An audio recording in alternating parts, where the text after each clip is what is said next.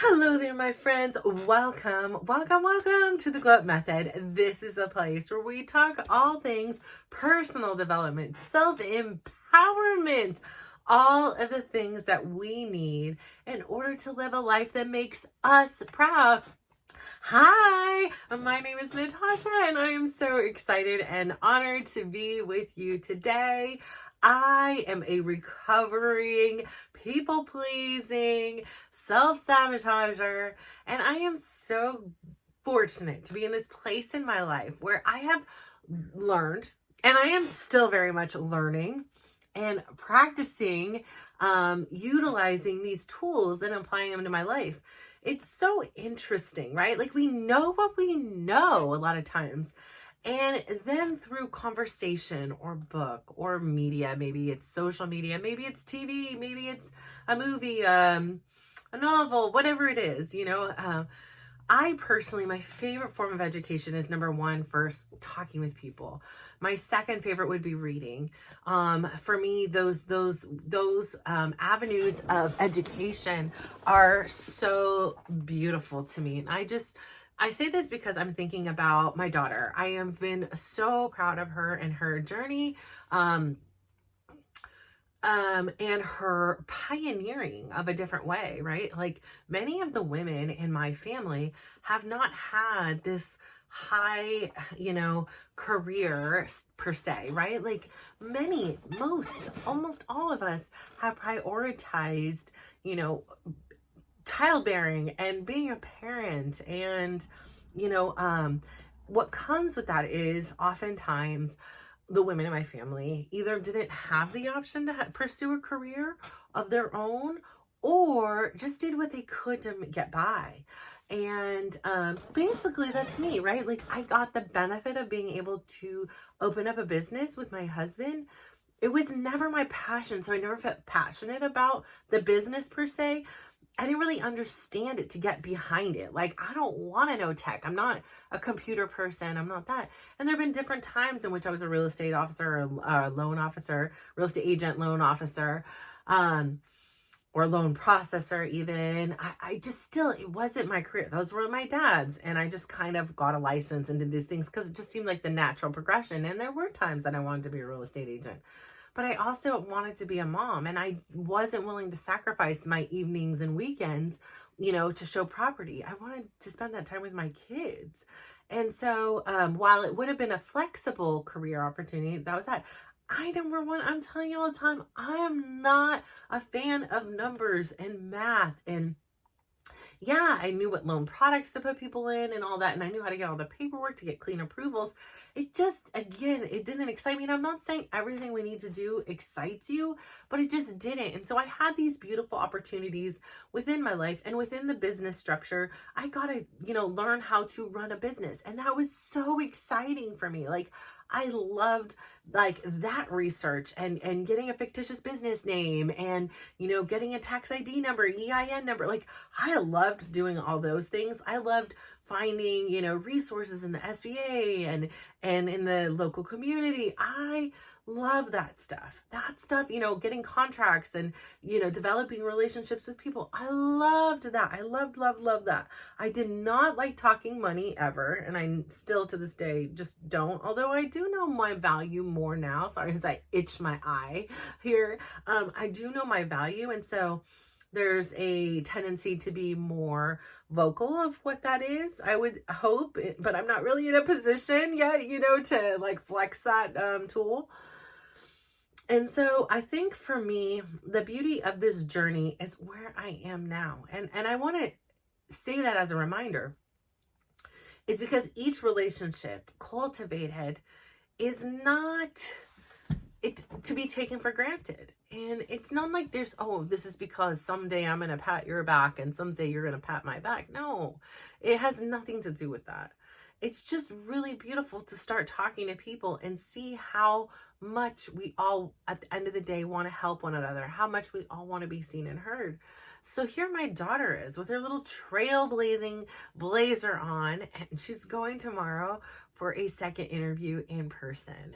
And it's her first time doing an in-person interview, and she's really excited about this job. But she's also under the understanding that, like, no matter how much I like this company, no matter how much I like this position, I know, just as this has taken me time to get to it, if this isn't the right place for me, that rejection is protection. Like, she's going into it so beautifully.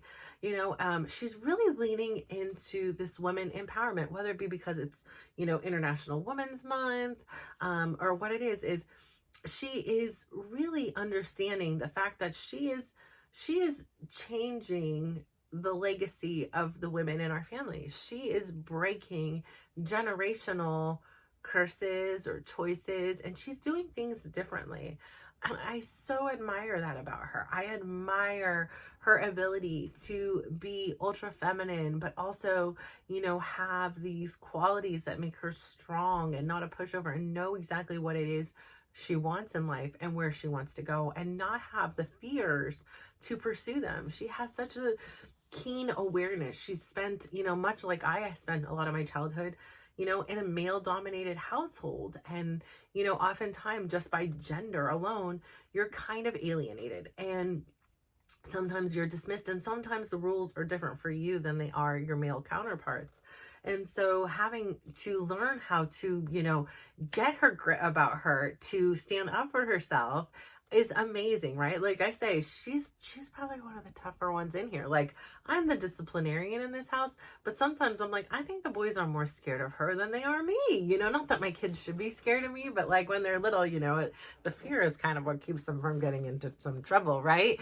But sometimes I'm like, she's tougher on them than I am. Like, I don't even need to do my job. She's over here taking care of business for me. So, like I say, I love and admire her tenacity, and I'm so excited that she gets this opportunity to experience an in-person interview at a company that's not too far away, that has a culture that really connects and resonates to her, which is all about collaboration and giving back. So, for her, it's not just a company, it's a whole philosophy. And, I started thinking about it because back when my youngest son was in kindergarten, I started to develop a relationship with this woman in class, and we were friends, and we would volunteer either at the same time or near each other. And then we found out we lived near one another, and we've never like gone out or done anything like that, but every time we see one another, we talk and catch up one another on the children and things like this.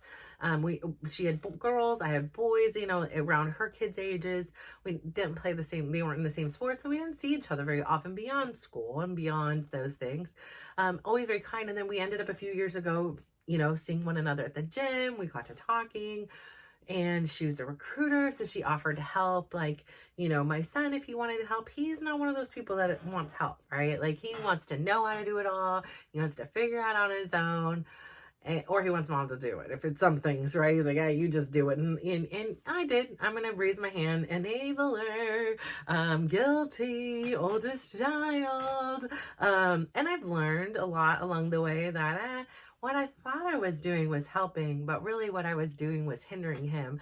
I didn't allow him the opportunity to learn how to fail and, utilize his own skills and fail instead of just succeeding, on some of mine. So again, that is another story for another time.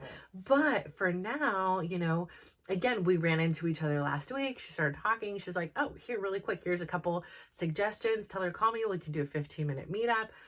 She became friends with her and suddenly somebody else. And then next thing you know, she's getting a call because these two people were friends, and she connected, and I don't know. Basically, whatever she had said, and I translated to my daughter. My daughter had applied the information, and now she's at this place where she's getting an interview. So I just think it's beautiful. I think it's this full circle moment. I've talked on here before where before women were this really intimidating thing to me. Women were people that left. Women were people that hurt me. Women were people that bullied me. Like, I didn't feel very safe with women. And even to the degree of, like, I will tell people all the time, like, I have 4 kids, 3 boys and 1 girl, and they'll be like, oh my gosh, 3 boys, how'd you do that? I'm like, listen, the 3 boys combined are easier than my 1 daughter in so many senses, because you feed the boys, you give them a little attention, a place to exhaust their energy, you tell them you love them. They're literally happy creatures. The ladies, on the other hand, no offense, at least my lady, my daughter in this house, and I'll even raise my hand and say I could be put in that same thing, is one day you could be doing everything perfect and you are the best person in the world. The next day you do the same thing, same exact way. And it was like, you don't even know me. Why would you do it this way? And, and I can say guilty as charged. And because I feel like, I don't know, as a woman, we're ever growing, we're ever changing. I think with everybody we are, like I say here all the time, I do believe every time we go to sleep and wake up, even if it's a little nap, like we are reborn. Like every time we wake up, it is a new version of us. And we have the choices to live this new lifespan, which could be a few hours, however we want, right? And that's going to have implications for the next rebirth we have. And it'll have benefits as well. And so, I really, really, I take that to heart. I understand now that so many of the choices that we have are simply that. They're choices. They're not I have to's. They're I get to's and I choose to's. And having that shift in the way I think really gives me a sense of empowerment and a sense of saying, I don't have to do things this way. And so that's what my daughter's doing, is she's doing things different. Now, it doesn't mean she doesn't value, one day being a mother or any of those things. Not at all. What it means is there is something bigger, like having a career for her, especially right now in her time of life. It's really up in the centerfold. It's the outcome of all the work that she's put in. And, I was telling her, I said, when it comes to the interview, like, this is your powerhouse. Like, you are so articulate. You are so good at connecting with people and making people feel seen and heard. And at the same time, you're really good at advocating for you. And in this type of scenario, displaying in a beautiful way all the beautiful things that you have to offer to bring to the table. And so while this is an interview, right? Why are interviews scary? Like, have you been on an interview? I think at the end of the day, it's that fear. It's that rejection. It's that, I'm walking to school. Will people like me? Will they want to be my friend? And, am I a good fit for this clique or whatever it is? And so I think it can bring up a lot of insecurities within us, right? Like, do they want me? I've been, vocal on here. I've submitted a video to a, what do we call these things, a reality show, and a couple times they've called and a couple times they haven't, and sometimes I've called and I've gotten interviews and it's ended there. And that's fine, right? Like, but there's that sense of like rejection. Like, was I not good enough? What was it about me? And then you think about it and you're like, no, this wasn't the right time. This wasn't the right situation or scenario. And even though you may want something and it may seem like you want it and you want it right now, at the end of the day, when you look back in time and you're like, oh, I'm so like, not getting that was the best thing because XYZ happened instead.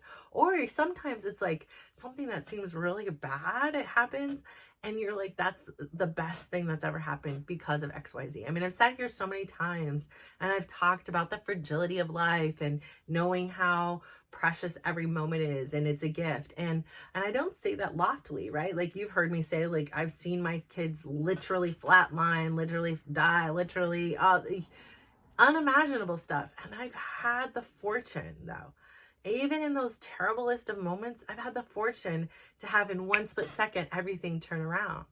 The favor was with me. And yeah, of course, I don't want to go through those situations. And I for sure do not want my loved ones to go through those situations. But even in the worst of times, I've had the best of lessons.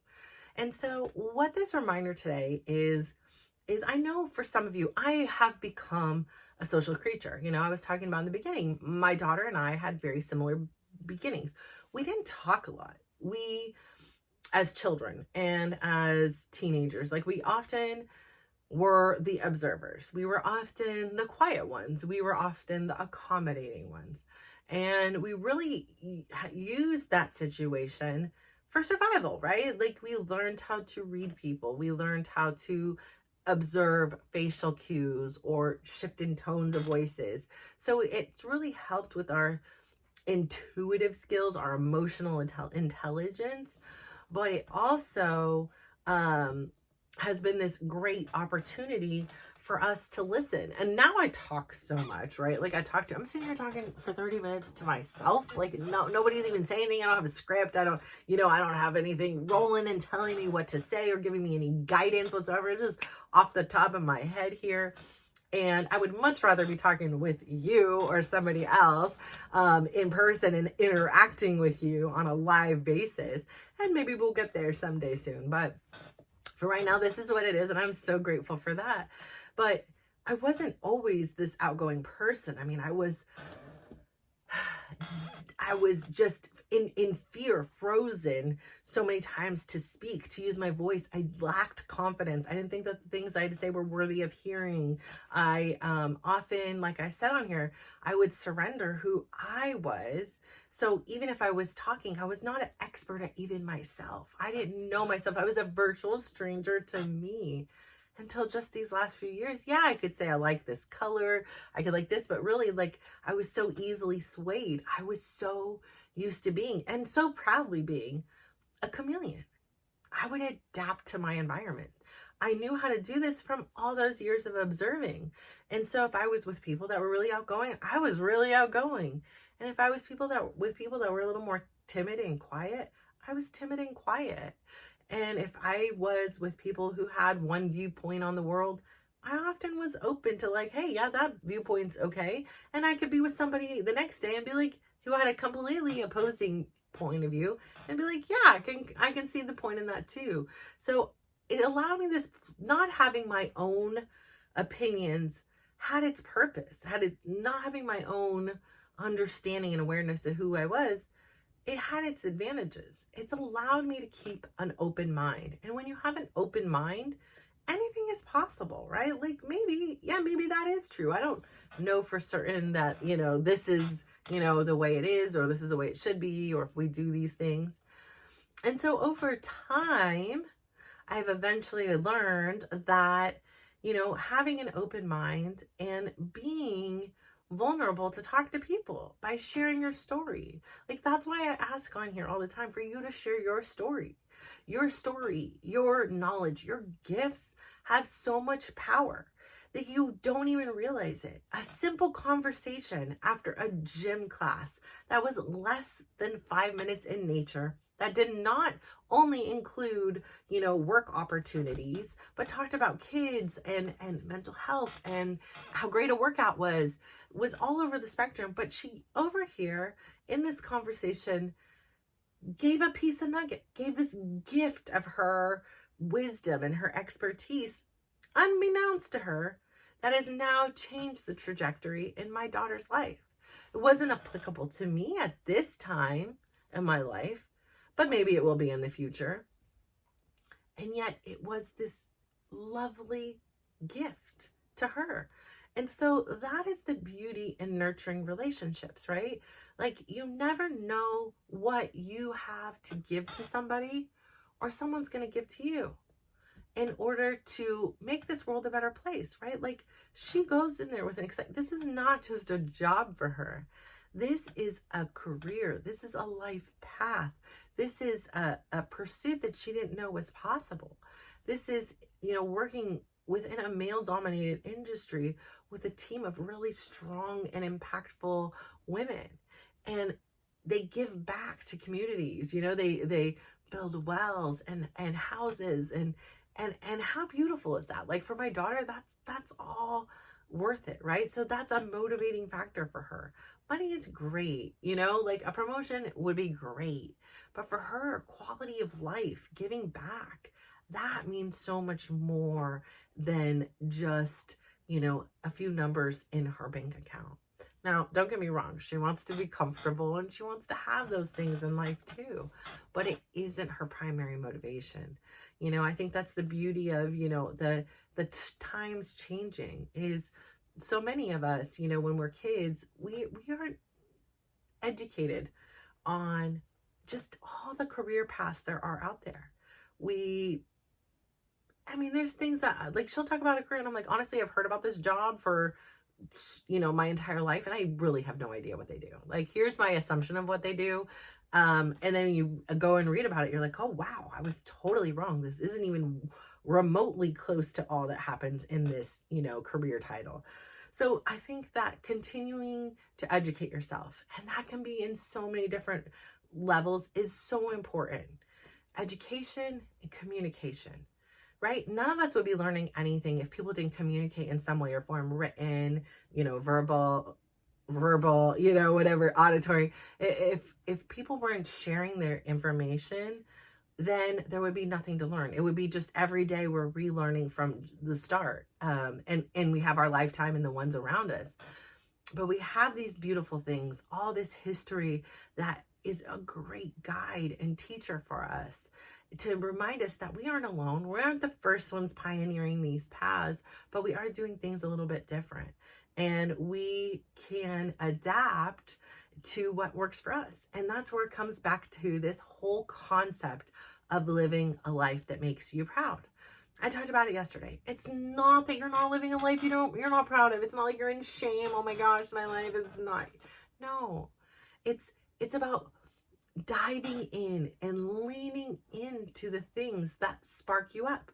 I love listening to her. Like, it's so cute because every job she applies for, it's as if she already has it. It's not taken in haste, It's not like it's a dating app and she's like, yeah, I could, or I couldn't, or I could, or I couldn't. It's like, let me take this time to put myself in my shoes in 2 years, 3 years, 5 years. That's what's going to make her stand out as a human and have a great experience. She's not going to just settle for the first thing that likes her or the first job that says yes. It has to be a yes for her, or she's not even going to apply. She has to be able to see herself. There has to be some kind of mutual benefit there beyond money, because she's so aware that money is not the end of happiness. I am so guilty. The way in which I was raised, the way in which the world had taught me when I was younger was that if you have money, you'll be happy. And I bought into that BS for so long. Like, everything else can be going wrong in your life, but you got money, you can be happy. You can buy your happiness. This is what my aunties taught me. This is what my dad taught me. This is what they all believed.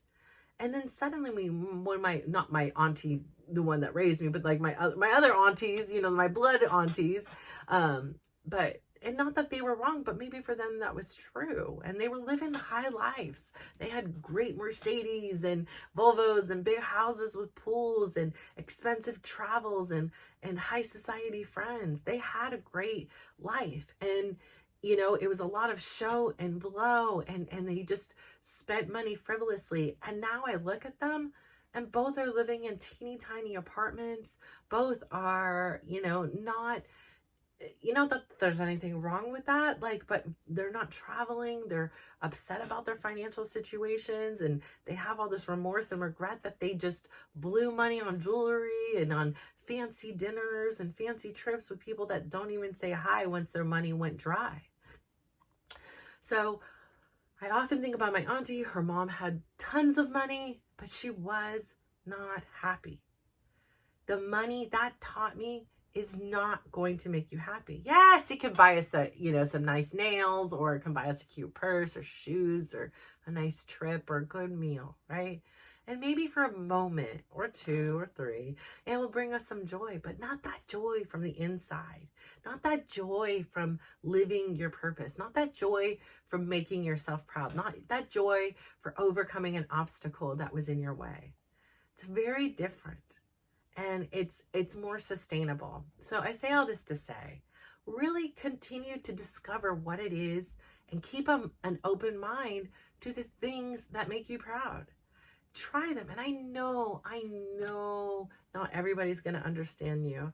And I know that not everybody's going to support you. And I know that sometimes you're going to have to say goodbye. But you're also going to be finding yourself on this journey with new people you're going to say hello to, and new people that will understand exactly what you're doing and why. And it's your life at the end of the day. Like I say this all the time, if I'm deciding to work on things with Chris, it's my life. And if I decide at some point in time I don't want to work on things with Chris anymore, it's my life. At the end of the day, I need to look at myself and be proud of the decisions I'm making, period. And if they aren't aligning with me, then I need to do some soul checking. And that's what I want you to do. If things that you're doing are aligning with you, keep it up. You're on the right track. But if something feels a little bit off or disconnected with you and it's not in alignment, check in. What's going on? What can we change? What can, have curiosity with yourself. And then also reach out to your community. There are so many individuals, not just women, but I happen to love my womenly advice nowadays. There's so many people out there who want to help and help steer you to have a piece of knowledge or a new tool to help guide you on your path. They don't want to, drive the course or set the course for you, but they're happy to help along the way. I being one of those, and everybody here in the community are one of those people. We are in this together, and we are so much stronger together than we are apart. So please go out there today. Number one, go give yourself a huge smile. Give yourself a compliment. Today, my compliment to myself is I love when I'm able to listen to somebody and I feel a glow up from their story. Like listening to my daughter and seeing her shine from the inside out as she talked about this job in an interview and all these things. Gosh, it just was a beautiful thing to see. It's like watching a flower, go from asleep to bloom, and it's just beautiful. Or it's like a butterfly, like emerging from the cocoon. It's just inexplainable. And I'm so proud of myself for taking the time to truly sit and admire and listen in those situations.